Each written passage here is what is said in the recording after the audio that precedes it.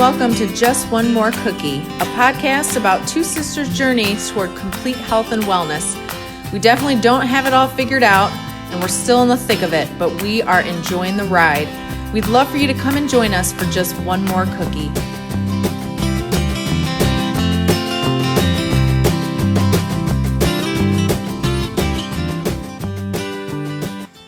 I am Abby Kochek. I'm joined here with my sister, Amy. Hi, Amy.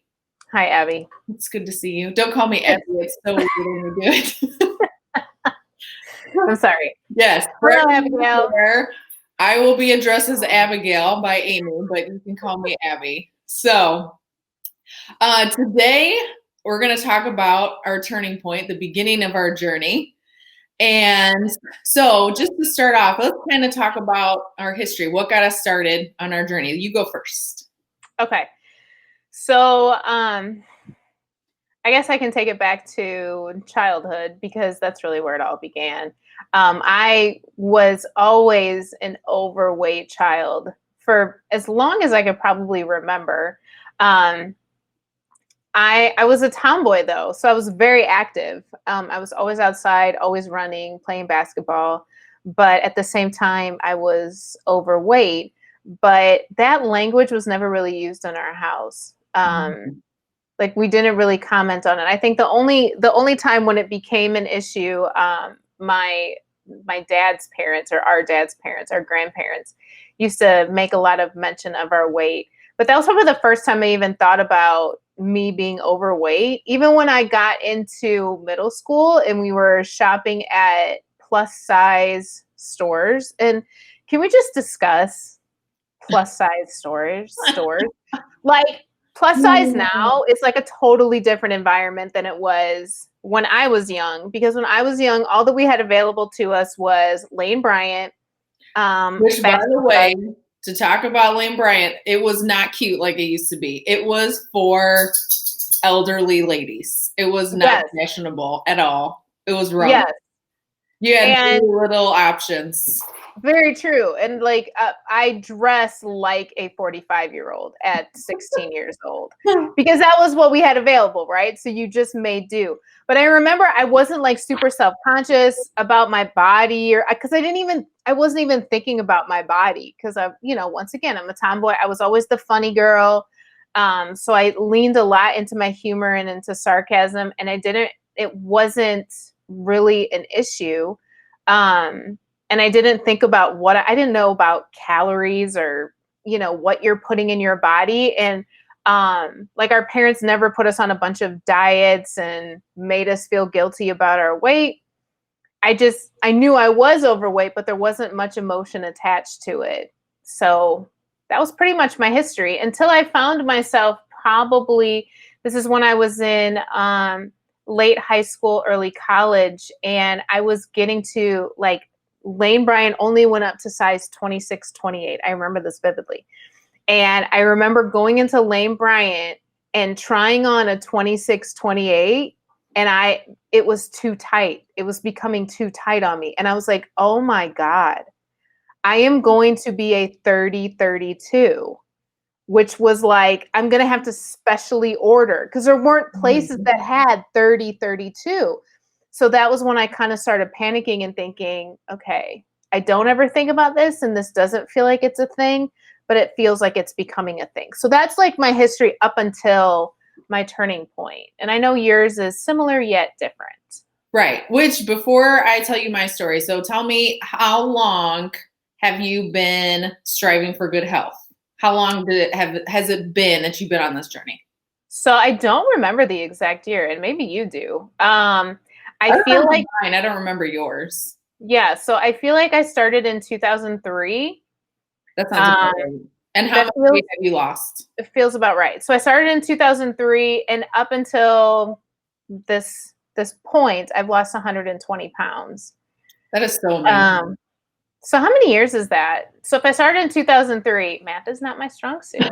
I started in 17 years. 17 years, yeah. That's amazing. Yeah, so I have lost a human which I don't think about all the time because I dropped 100 years and years ago. So it's kind of been the last portion of my weight into really getting into my goal has been quite the journey, which we'll talk about within the podcast, a lot of the topics that come along with the journey. But sometimes when I think about the amount, it just feels like a shrug of your shoulders. But then sometimes I think 120 pounds is an actual human being. Like I could literally eat another human being or multiple children at that weight. So it's very significant and I shouldn't downplay it. But Yeah. yes, that's Isn't that so amazing? Can you imagine trying to pick up a 120-pound person on your back and give them a piggyback ride and think about that, taking that around every single day and the difference that it would do to your body? That's crazy. Yeah, I think when I put on a 10-pound weight vest and I'm like, Yeah. how much of a difference a 10-pound weight vest makes. And then I think 100 pounds. And it's so interesting because I feel like I've been on this journey for so many years that the girl that was over 100 pounds, like it almost doesn't seem real. Like when I look at pictures, and it's funny because we've shown friends pictures that haven't seen us before we lost a large amount of weight, and the reactions have always been the same. Like, who is this? Who I thought these were your cousins. Like, this is not you. And because it's been so long, I almost have that same reaction. Like, well, obviously, I'm not that girl physically, but also in so many other ways, I'm not that girl anymore. Mm-hmm. That's what about you? You say that because I feel the same, that I am not that girl that I was when I started. I started in 2006, so 14 years ago. And the girl that I was back then was completely different. I was very, very closed off emotionally. And it was just because, same as you, we kind of grew up in the same situation. We were both overweight. I mean, as long as I can remember, I was overweight, and all of the emotions that came with that, just feeling self-conscious all the time, feeling inferior, like I wasn't, I didn't fit in, just felt uncomfortable in my clothes. And those of you who know me now, I love fashion. Everyone will, I like to get really cute, trendy things. I love to shop. And I felt like I just wanted to, when I was at this point, I wanted to wear the most blandest things ever because I wanted to blend in.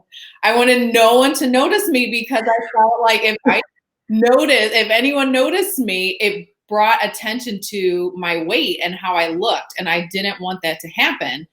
So, which I just want to interject. Okay. Dressing bland was totally attainable at that stage. It really was. Yes.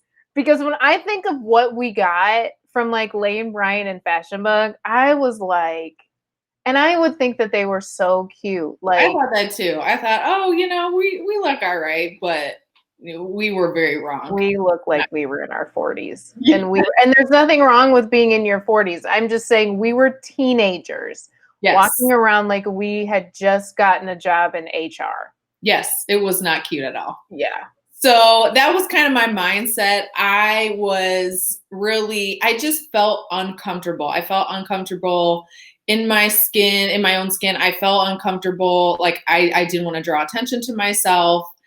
And so I was very self-conscious. I had very low self-esteem. And that's kind of where I was emotionally. And since then, since my turning point, which we'll talk more about, I have lost 62 pounds. Yay. And yay, I've of course lost more than that. And I've lost this 62 pounds probably at least 3 times. So really, probably altogether, I've lost like 300 pounds. Because I lose it and then I gain some of it back and I lose it. But I have never gotten back to gaining all of the 60 pounds back, which is really quite a feat when you think about it. I mean, especially with you too. I mean, to lose over 100 pounds and to never get back to that same weight, it doesn't happen all the time. So I would definitely pat both of us on the back for that. So yeah, definitely. Yeah. let's talk about the name of our podcast, because I love the name of our podcast, although Mhm. it took a little bit to come up with.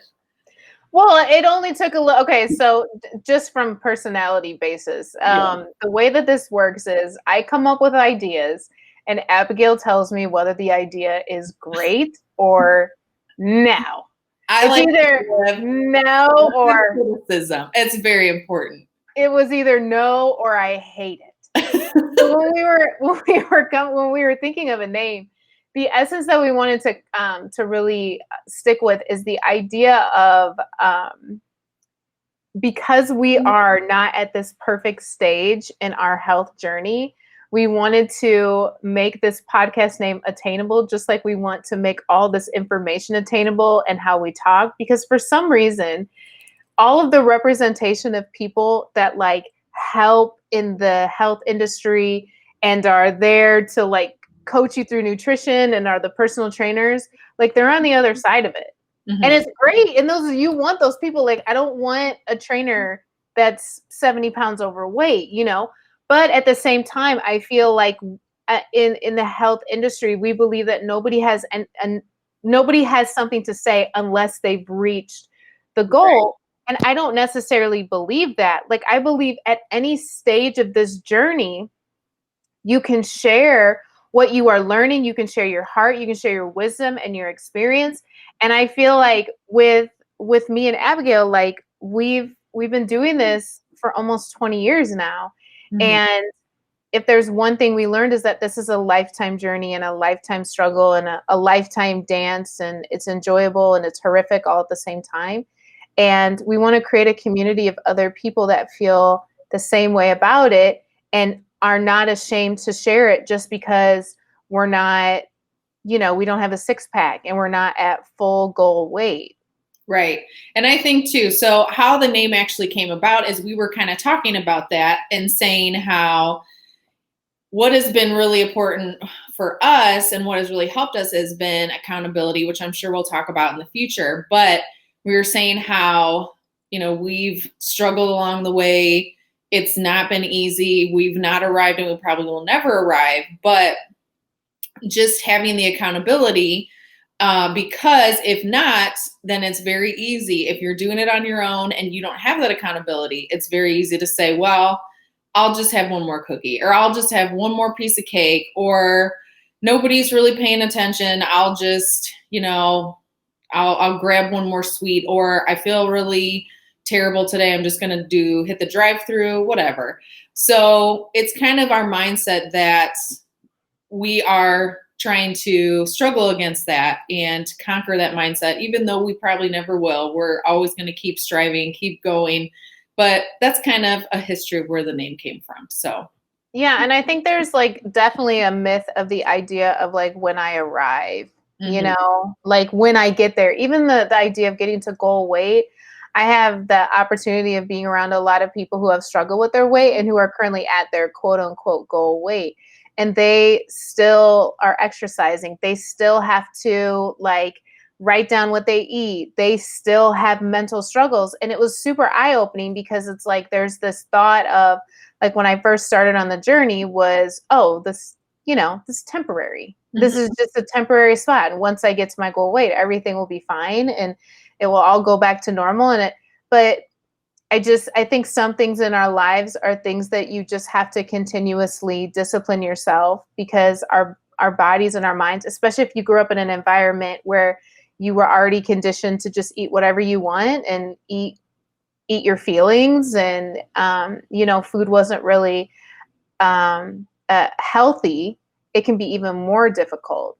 mhm, I wanted to talk about too leading up to the turning point because while I was talking I was thinking about this one time when okay, so this is when we didn't have digital cameras and you just used to take the pictures and mhm, you would have to wait until the pictures developed and pick them up at Walgreens. Um, and I remember I got a button-up shirt from Lane Bryant. I was classic button-up shirt. I used to buy all these button-up shirts, especially for church. It would be a button-up shirt and a black skirt.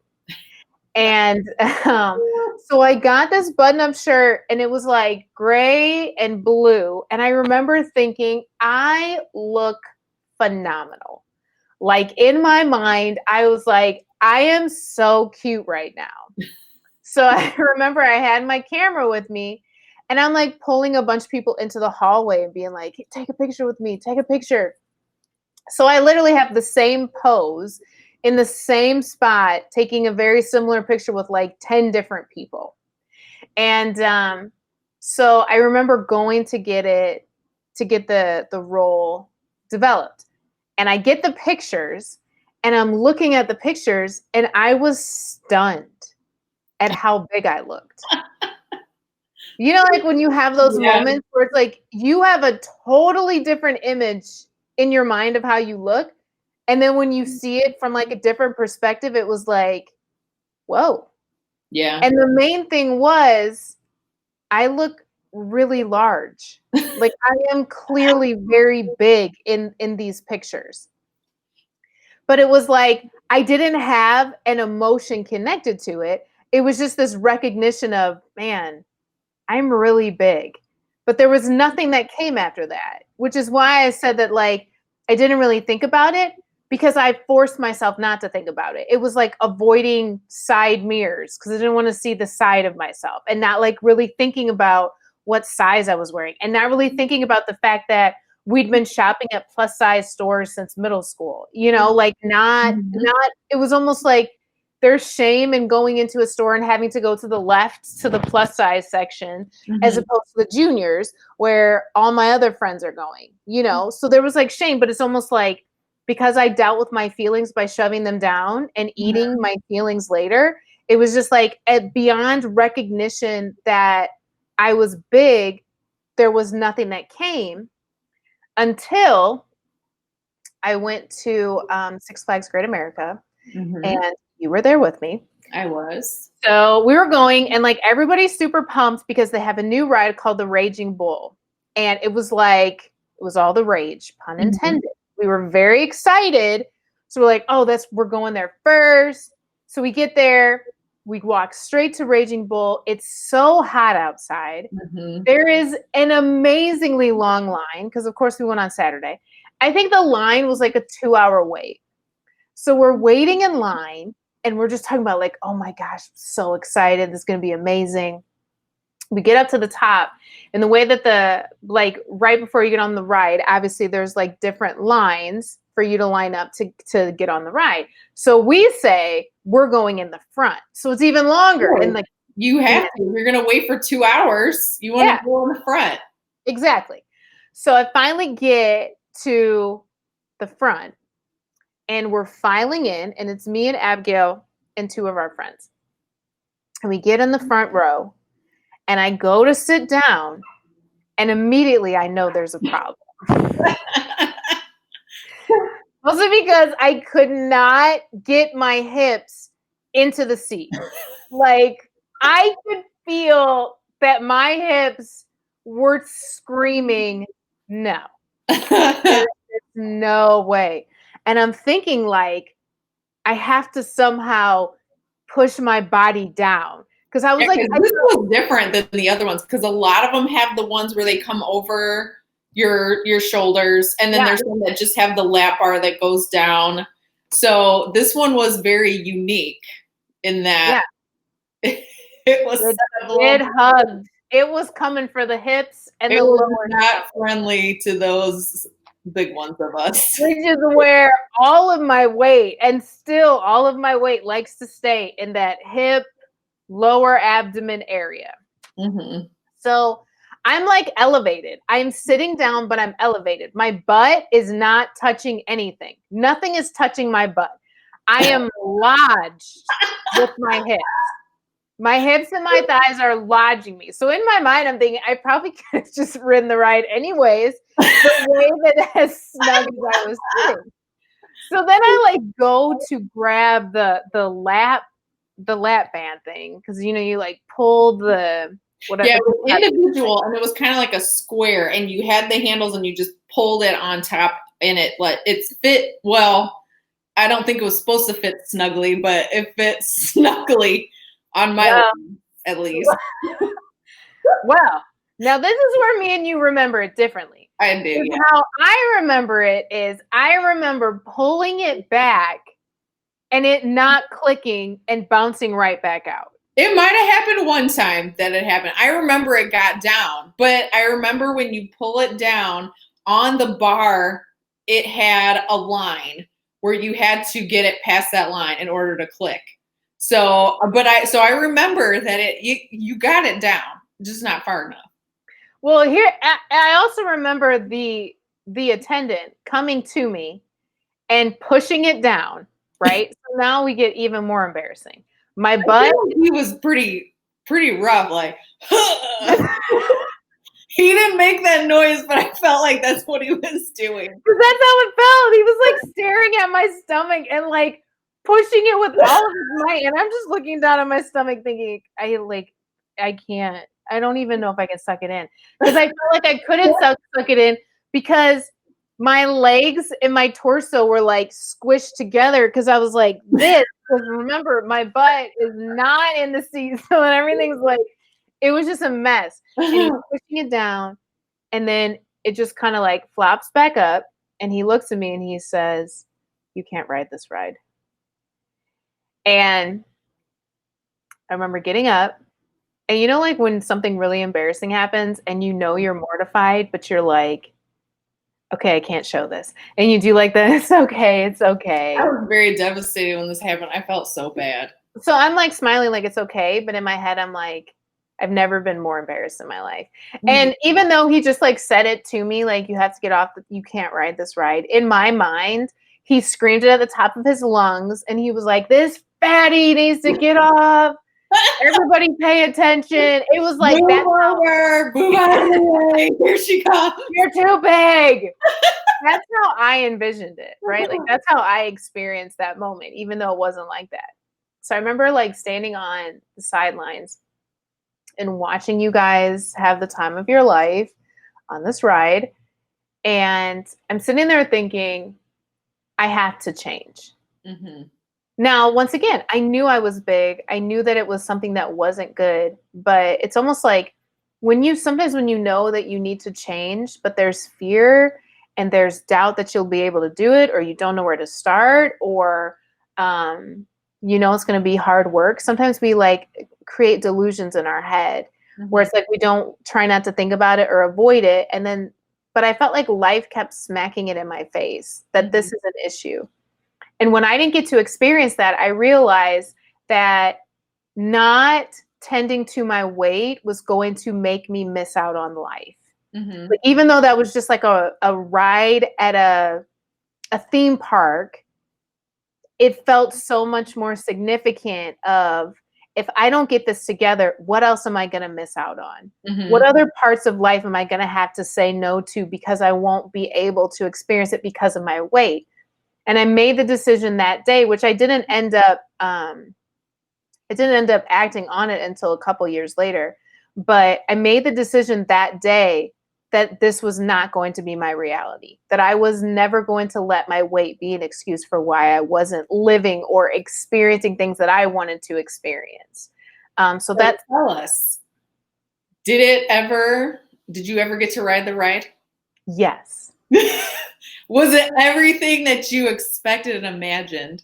Yeah. So literally, I want to say it was 4 years later. 4 years later, and it was after I had dropped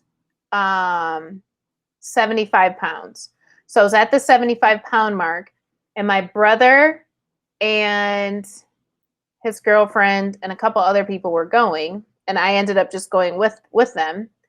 And obviously our brother, Aaron, we have a younger brother. So Aaron knew that this had happened to me.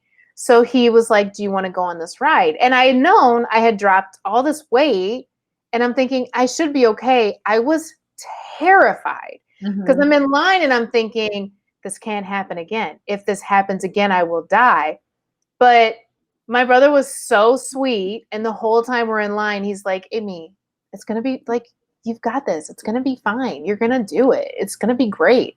So we ended up going, rode in the front row, and I ended up being able to ride the ride and fitting, and a tear fell down my eye as they clicked it in, because it was a very big full circle moment of just proving to myself that first of all I could do it, and second, like a defiance of saying I refuse to miss life because of my own poor choices. There's so many things in the world I can't control, but this I can, and I will control it and enjoy life and love it. And I had a great time.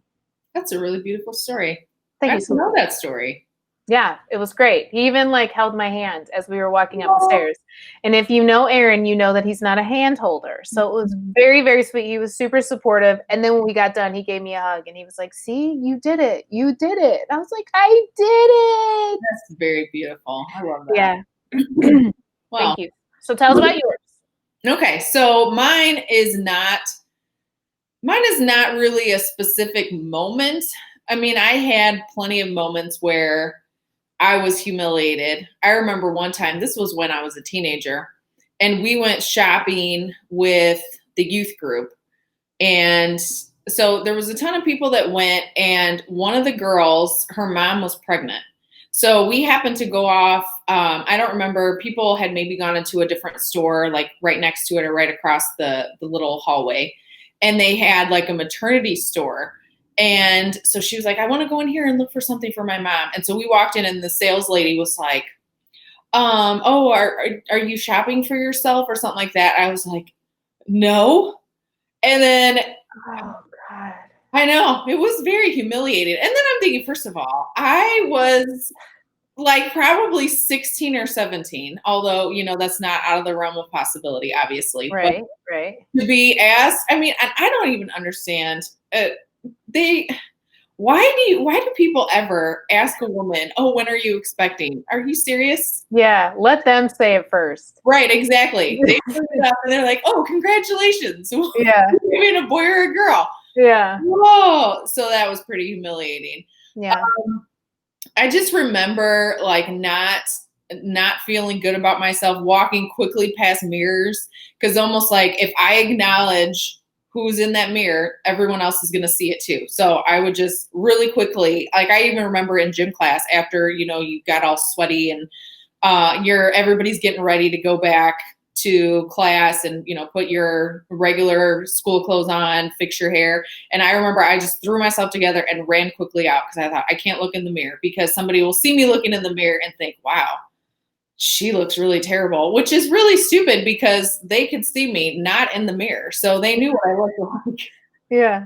And I remember too, to your point about pictures, I remember we used to take pictures all the time. Yeah. And I thought that I looked way smaller than I actually did in person. And it was like having that evidence of you're really delusional. You are way, way worse than you think.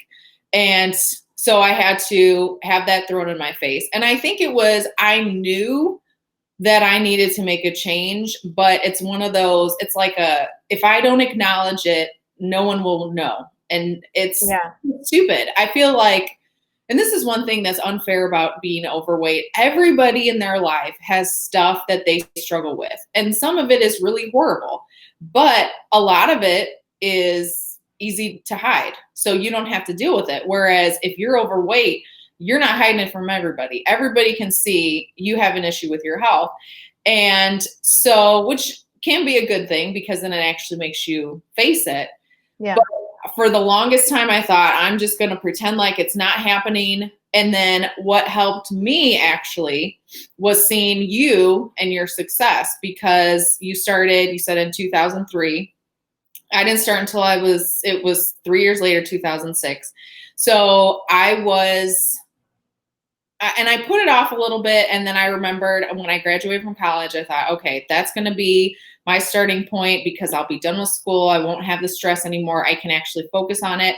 And I think seeing somebody else able to do it and somebody else close to me succeeding really helped me with that turning point. And I thought, it's not going to be me by myself either. I'm going to be able to do it with somebody else. And when it gets hard, I'll have somebody else to look to and somebody else to help me. So that was kind of my slow turning point. I can't point to a specific moment in time where I thought, I'm done with this. It was I was done with it from the get-go, but trying to find that place where I thought, okay, now I have a plan. I have something I can do, until I saw you do it first. So thank you for that.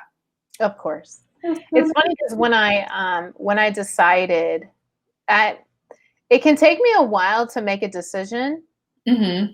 but once I make the decision, I make it.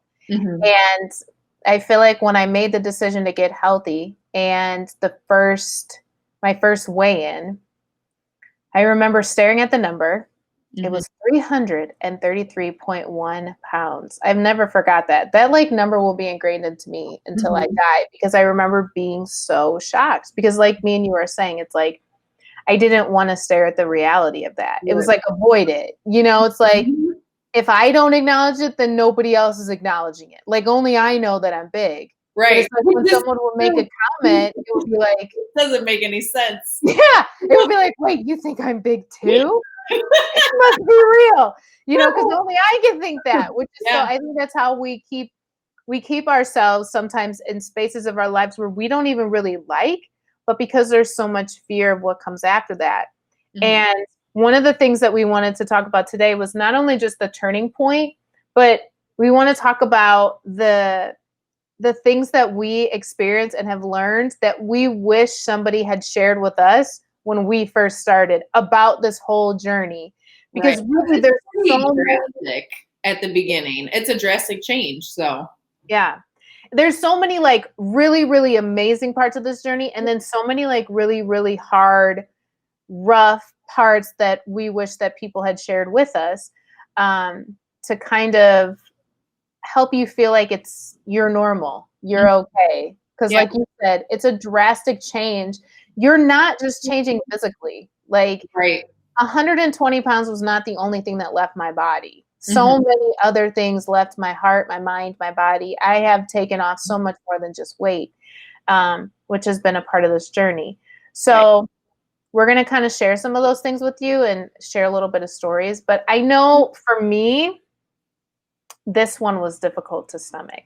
So one of the first things that you must know about this journey is that you may be at the starting line, but there's no finish line.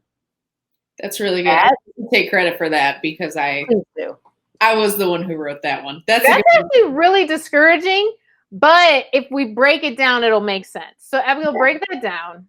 So I think that if you start on the journey and you think, okay, I want to lose, maybe it's just 20 pounds. I want to lose 20 pounds. So I'm going to put a bunch of changes into place. I'm going to start working out. I'm going to cut my calories, whatever plan that you choose. You say, okay, I'm going to get to my goal. So then let's say it takes you maybe 4 months to lose 20 pounds.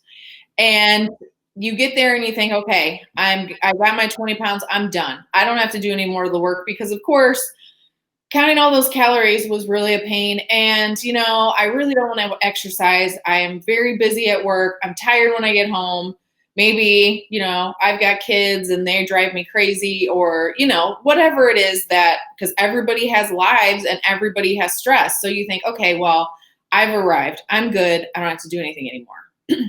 Well, the problem is with that, as we all know, if we don't keep going, we'll say, I'll just have one more cookie. And then before you know, one more cookie becomes 2, becomes 4, becomes 8, whatever it is. So I think that, and me personally, I've never made it to goal weight ever.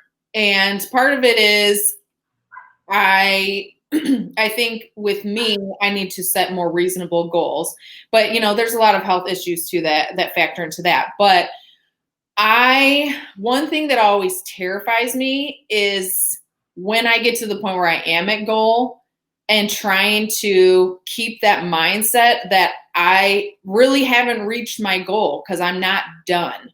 So it's a very hard pill to swallow because you think I put all this hard work in, I want to be done. I want to stop working hard. But the reality of the situation is it's never done. You're never finished. You've never arrived. Yeah, and I think the problem with that is like, or like the mentality of finality is this idea that once you've lost the weight, then it becomes easy. Mm-hmm. Like then there's no work involved. So if you had to work out to get you to goal weight, the idea shouldn't be I don't have to work out anymore once I hit goal weight, Mm-hmm. or I don't have to eat fruits and vegetables once I get goal weight. But the reality is, and I've heard this as a saying before, what got you there won't even keep you there. Mm-hmm. Because it's like you're going to have to do something more to maintain. So now you're in the maintenance stage. And the maintenance stage, from what I've heard from people who are at a maintenance stage, can be even more difficult than if you're trying to lose or to shed. So when you take the idea of there is a finish line, it keeps you away from doing fad diets. It keeps you away from making really poor choices when it comes to your health to get the weight off easily, and understand that it becomes a lifestyle.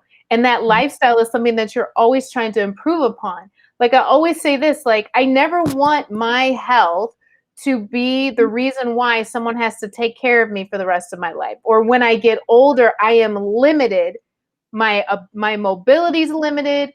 My health is limited because I thought I was at a finish line. I thought I could relax. There's never a relax. You should always be trying to improve on your health and your wellness because your body is all that you have. This is going to carry me until I die. Well, then that means that I want to continue to nurture it, continue to feed it the right foods, continue to keep it moving because our bodies are made to move anyways. Mm-hmm. Um, and I think one of the things that can really deter us when we're on our journey is not just the idea of hurry up and get to the finish line. It can also be feelings and our emotions, and allowing those feelings and emotions to control you and your decisions. Mm-hmm. Right. I think that that is something that is very dangerous to let your feelings control you. I just think, emotions are just very fickle. And if you follow every bit of emotion, especially if you're an emotional eater, which I mean, I definitely am. If I am depressed, if, even sometimes if I'm happy, if we're having a party or something and it's always fun to celebrate and have cake or whatever. But if you allow your emotions to control you, of course, we know emotions are fickle. And if you just let that be your main source and your main guide, it can really trip you up. So I think you need to have a plan in place that trumps your emotions. So that way, when you do start to get that point where, oh, I feel really depressed, I just want to go and eat everything that's in my fridge. But if you remember, no, I have a plan. I have a goal that I want to reach or a path that I want to follow. It'll help you to kind of steer clear of that emotional eating because it can really trip you up. I know it's tripped me up a lot for sure. Yeah, and I think the key is like we're not telling you to ignore emotions or ignore feelings because feelings and emotions are valid. So it's okay if you feel sad or you feel overwhelmed or stressed or frustrated. The idea is allowing to reteach yourself that those feelings don't have to be connected to giving up and forgetting your goals and just gorging Mm-hmm. or just stopping what you're doing because you just say forget it all, I don't care, let me just have one more cookie, or actually let me just have 10 or this whole Right. sleeve of cookies. Right. So it's important to not let your feelings to control you and to learn more about your feelings, your triggers, and what are some other ways that you can cope with those feelings. Right. The third one, and this is probably nearest and dearest to both of our hearts, is that plateaus are a fact of weight Oh loss. man, those plateaus are rough. And that's probably what led me to lose 60 and 80 pounds 3 or 4 times. because I would get to that point where I thought, okay, I've set my goal weight and it is, I think maybe, I don't know if I ever truly had an exact goal weight. I think I had set it way too, it was unreasonable when I said it. But I was probably maybe 15 pounds away from where I wanted to be and stop, nothing. And of course, it's, you do okay for a while, you're chugging along, and whatever you have done in the past that worked is no longer working. And then I think what frustrated me the most is I would go to meetings or whatever, and then they would be like, "Have you tried this?" Yes, I've tried that. Okay. Don't try to fix me. I've had, and then, oh man, well, you should try this workout. Have you ever tried to do high intensity workout? Yeah, fool, I tried that before. Okay, what's your other suggestion? Because I've heard them all. I've been doing this for 14 years. You can't fix me.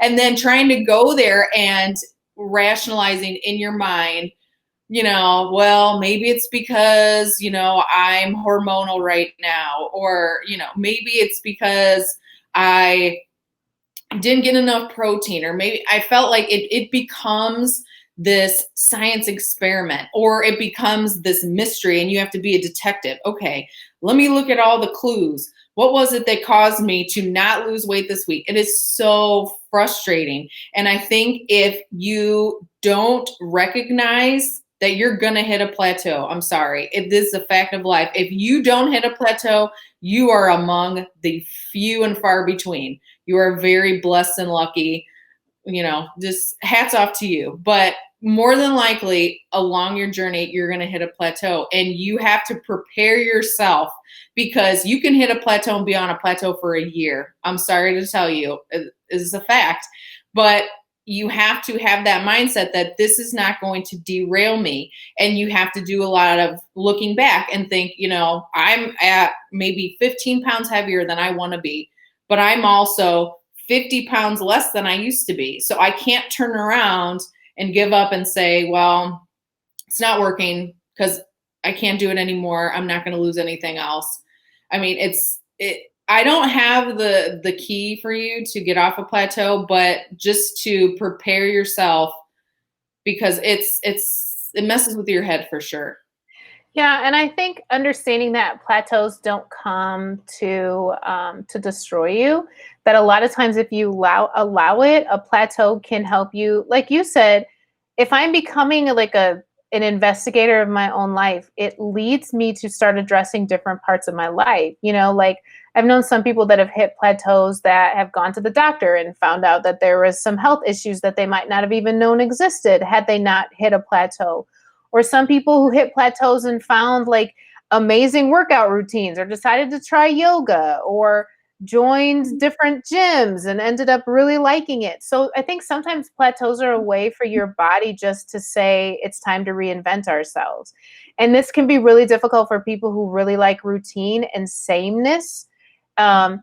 When they are hit with a plateau, it's like instead of pivoting and just understanding that the journey is going to be filled with pivots, sometimes we hold on to what's familiar because it's like, no, I've been doing it this way and it needs to work. But you have to be flexible along the journey and not give up because you're not seeing the results, because that's when discipline comes in. That's when grit comes in. And that's when it says, even if it doesn't show it on the scale, I'm just believing that I am feeding my body the right foods. I am doing the right things, and this will eventually pay off. And it might not pay off in the numbers. It might not pay off in the inches, but it's paying off some way. So I'm going to keep doing it and then keep pivoting. Mm-hmm. That's good.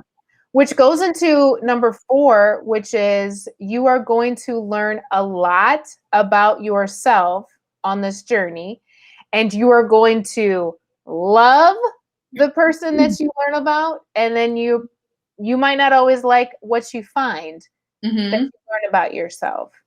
Right. What would you say that you discovered, Abigail? Well, I discovered quite a lot. I discovered that I think dealing a lot with my insecurities was really painful for me too, because you have to look back and think, this is why I feel the way about myself that I do. And of course, the way that I felt about myself, I did not feel good about it. So to go back and address those kind of things is very painful. And then, I also learned, you learn about your faults and your shortcomings, because obviously, I mean, people were not supportive, and, we were cut down a lot and made to feel less than because we were bigger, or at least I did. I can't speak for you, but it's still at the same time, it's those people didn't shove food in my face. It wasn't, they contributed to, making me feel less than, but at the same time, they didn't choose how I reacted to the situation. That was me. And when I started on this journey, I had to start taking some personal responsibility, because, it was my decisions that led me here. So, to kind of look at that and deal with the shame of it and think, how could I have done this to myself? How could I have let myself get this far? So, but then at the same time, I discovered how strong that I really am. So, because I haven't given up, I've not gotten to my goal, and I've been doing this for 14 years. And so it made me a stronger person. So you do learn a lot about yourself. And like you said, it's not always good things, but when you see the bad that has happened to you and the bad that is within you, that's when you can address it and start making some changes and say, I'm come face to face with my faults, and I want to make some changes because I want to be better. I want to do better for myself and for the people that I love. So yeah, you can learn a whole lot. Yeah, I can align this journey with like almost any other part of my life, but it's like the first step is always being honest with where you're at.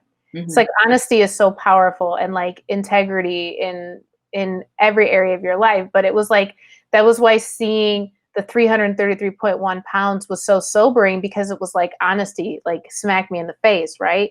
And then you do have to start addressing, how did I get here? What sort of things have I put in my life that got me here? And one of the things that I learned about myself is that I wasn't dealing with emotions, that I didn't know how to. So it was like I learned how to shove down emotions and then numb pain by just eating and eating a whole lot of food and binging. And then as I got older, even when I started this health journey and I hit a major plateau, now it was the desire for perfection. Like everyone had to see me as a certain person. So it was like when I was struggling on a plateau and I wasn't successful, then I thought, well, then people aren't going to think I'm successful. So then it became an obsession, and I dealt with bulimia for 10 years. So then it became binging and purging. And it was like, and that was another form of hiding. It's like when I would binge, I would take all the wrappers, everything that I just ate, and I would get it out of the house because I didn't want to see it, because I couldn't face me. But it's like this journey is consistently challenging me to look in the mirror. And it's not just look at your physical body, it's look at your habits. What are you trying to cover with the food that you're eating? What are you trying to cover about yourself? And up came a lot of insecurities, came a lot of trauma that I hadn't dealt with. But then the same thing that you said, Ab, like this journey has shown me how strong and resilient that I can be, and how valuable I am, because I'm learning how to treat myself better, not just with what I'm putting in my body, but the way I'm moving my body, and why am I moving my body, and my motives, so many things, and then making it very personal. Like the journey has to be personal, because if it's about anybody else or anything else, I have found that it's easy for me to dismiss it. Because number 5 that we wish that people had told us was, don't listen to other people's opinions, other people's judgments, and other people's criticism, because it doesn't stop when you start your health journey. What I have found is people have a lot to say. I had one of our friends, which we love her, and she would be okay if we shared this, but she has told, I think both of us, that we shouldn't lose any more weight. And I think this was when we were skinnier because our heads were too big. So we would look weird. Which is what I have told I have told all the trainers I've ever worked with, I would always say, I don't want to lose too much. I have a very large head. Well, I mean, to be fair, Kocheks do have pretty big You heads. have large heads. I mean, that should obviously not be a deterrent to lose weight because your Right. head will look too big. But that has been one that has been said. So I've heard that one before, like, you don't want to lose too much weight. I heard that before too. Not by too many people, but yeah, because I'm not at that point. Mhm. I'm not at that concern. But I've heard people say things like when it comes to my patterns or my habits, like if I talk to people about working out, like how much I work out, I love to move. I've loved it since I was a kid. My mom used to have to beg me to stay inside when I was a kid because I love movement. I just always have. So people say, don't, you kind of work out too much. It doesn't take all that. Or whatever program that I've been using, if I'm using Weight Watchers, if I'm trying keto, if I'm trying, like different things, people always have an opinion. Oh, that one doesn't work. Or, oh, I don't like that one. Or I've had before where I'll just be at like a potluck and I'll just be eating, be filling my plate sometimes. Sometimes I'm filling it and thinking about, maybe I should watch what I eat. And then other times I'm like, this is a free for all. But I've had people like look at my plate and say things like, aren't you on Weight Watchers? Or Oh, I've never had anybody say that, but I would. oh yeah, I've had it a couple times. Yeah. That's so rude. So how do you personally deal with if other people give their opinions, judgments, criticism? How have you dealt with it? Well, I most of the time I really don't care. And I feel like that's partly my personality. I mean, you could say what you want. I just really don't care. And the only times, I think the only things that really bother me is when people give their opinions, like I said before, when I was talking about plateaus, when people act like, well, what you're doing, you're not doing it correctly. Or I've had a couple people say this to me when I would try like a new plan. Oh, I'm so glad that you're finally, you're ready to make a change. I'm thinking, are you serious right now? Almost putting it like, well, you weren't really trying very hard before. So good thing that you finally opened your eyes. I was like, oh no, nah, I'm done with you. So that really bugs me when it's like, especially when I hit that plateau and I'm trying really hard and it's almost like they make it to be your fault. Like, well, if you were doing this instead, have you ever tried this? Shut up. But for, other stuff, like I've had people, I feel like one thing that really kind of irritates me, but I've kind of learned to just deal with it because I've been doing this for so long. When people are, especially work people, they have, well, I don't know if necessarily work people in general, but people in general, when there'll be a free for all, like you were talking about, like there's a potluck or somebody brings in food, they'll say, here, try some of this. No, that's all right. No, thanks. It's just one bite. It's just try it.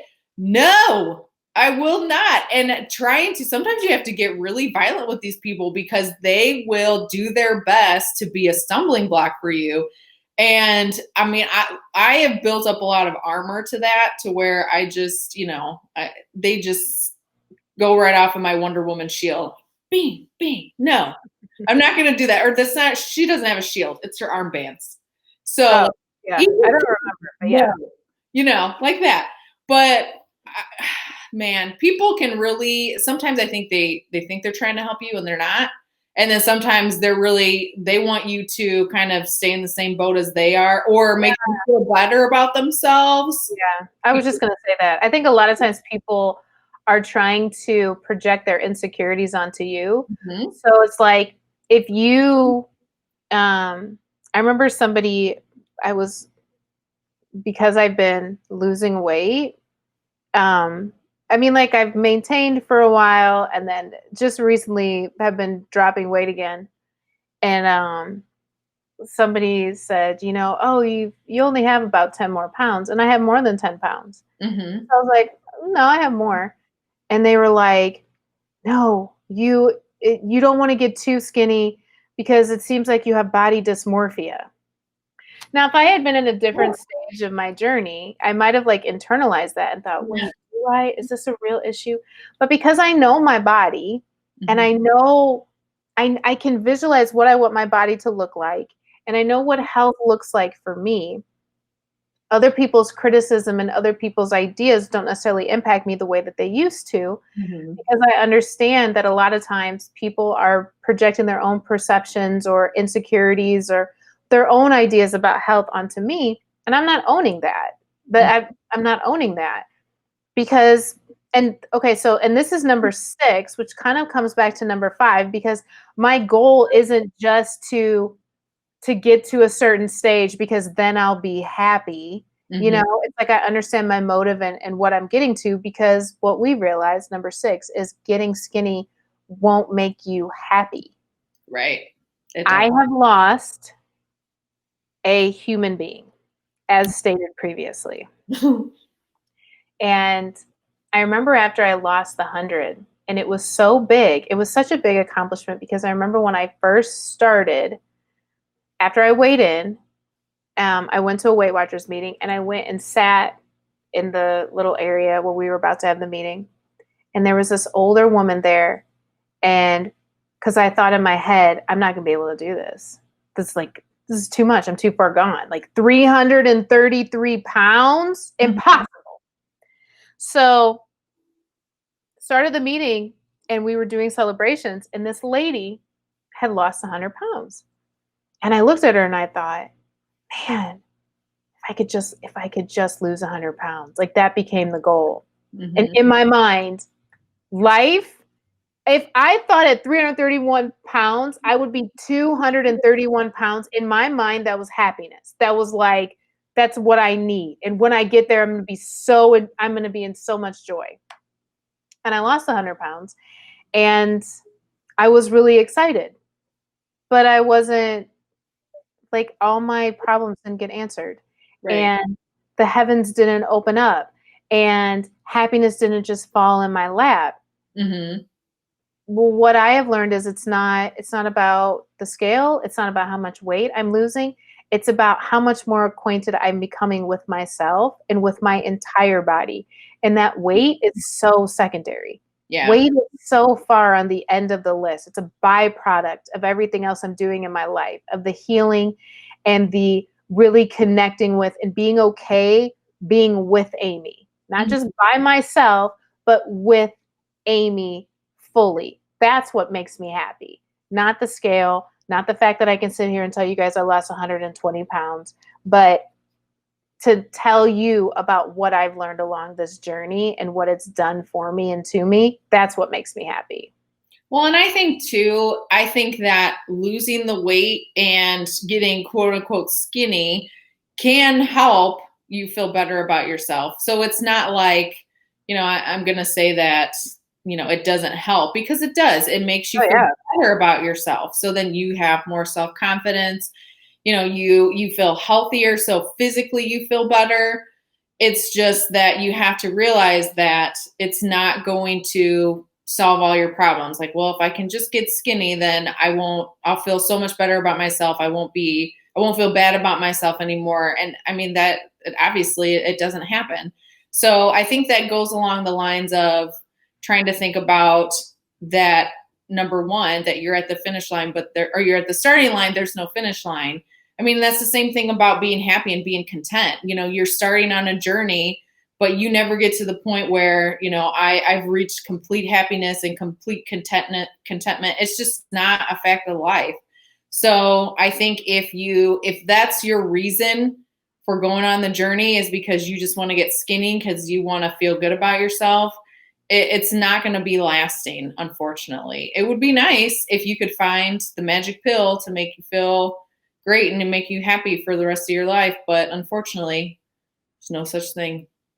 Yeah, and if that were the case, then really people who don't really have weight problems would be the happiest people in the world. But that's not the case, right? There's so much more. Right.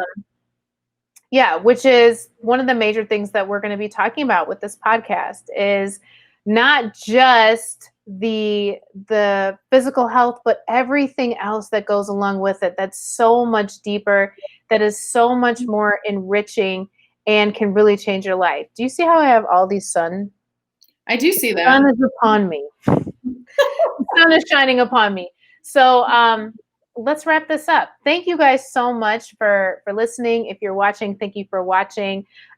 We are so excited to start this. This started pretty much as like a passion project between the both of us. And we want to create a community around this of other people who are in the thick of it just like us. And we want to hear, what do you guys want to hear about? What do you want to chat about? Let's talk. Let's talk and let's share the reality of what's going on this journey, the really high points, the really low points, and really create something special where we don't feel like we're alone in this, that we are all in this together, improving the whole self, so that we don't just keep grabbing just one more cookie. So thank you for joining us today. Abigail, thank you for being here. Thank you for being here. Of course. Of course. And we will see you guys next week with another episode of Just One More Cookie.